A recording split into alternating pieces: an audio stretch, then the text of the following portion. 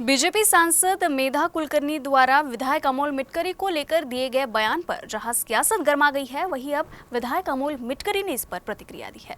विधायक मिटकरी ने दावा किया है कि मेधा कुलकर्णी साफ झूठ बोल रही है।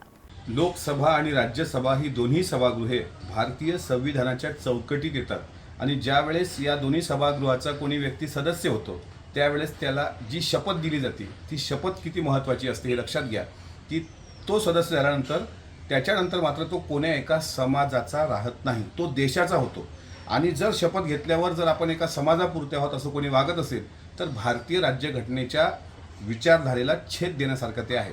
आणि असाच काहीसा प्रकार सांगलीमध्ये मला वाटते एका राज्यसभेच्या खासदारांकडून घडलाय आणि बोलताना त्यांनी बारामतीचा एक दाखला देत की अमोल मिटकरींसोबत मी स्टेज शेअर करणार नाही असं त्या व्यक्तीने संबंधित व्यक्तीने राज्यसभेसारख्या सदस्यत्वाच्या खुर्चीवरून जनतेसोबत सुद्धा खोटं बोलू शकतो।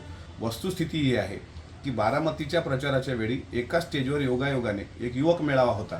त्या युवक मेळाव्याला आमचे युवक प्रदेशाध्यक्ष सूरज चव्हाण पण होते। ते आणि मी एका गाडीमध्ये गेलो, त्या अगोदरच ह्या सन्माननीय सदस्या त्या स्टेजवर बसलेल्या होत्या आणि जेव्हा आयोजकांकडून मला कळलं की अशा सदस्य स्टेजवर बसलेले आहेत तेव्हा मी त्यांना स्वतः सांगितलं की अशा लोकांसोबत मला स्टेजवर बसायचं नाही जे स्वतःला एका समाजापुरते समजतात। जर तुम्ही जबाबदार नागरिक आहात तर कोणी एका समाजाचे असू शकत नाही। त्याच्यामुळे मीच तिथून निघून गेलो आणि ह्या संबंधित व्यक्ती तिथं बसून राहिल्या आणि इतक्या दिवसानंतर त्यांना त्या आठवणीला उजाळा देताना समोर बसलेल्या लोकांच्या टाळ्या मिळवणे आणि खुश करणे याकरता त्यांनी केलेलं वक्तव्य आहे। मात्र जर एका पदावर असताना ते फक्त एका समाजाच्या ध्येय धोरणासाठी काम करत असतील तर हा भारतीय राज्यघटनेच्या मूलभूत तत्वाला छेद देण्याचा प्रकार आहे।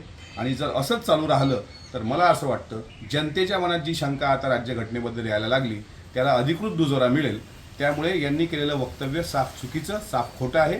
त्यांनी त्यांच्या समाजाची माफी मागावी, कारण त्यांनी केलेलं वक्तव्य हे समाजाचं दिशाभूल करणार आहे।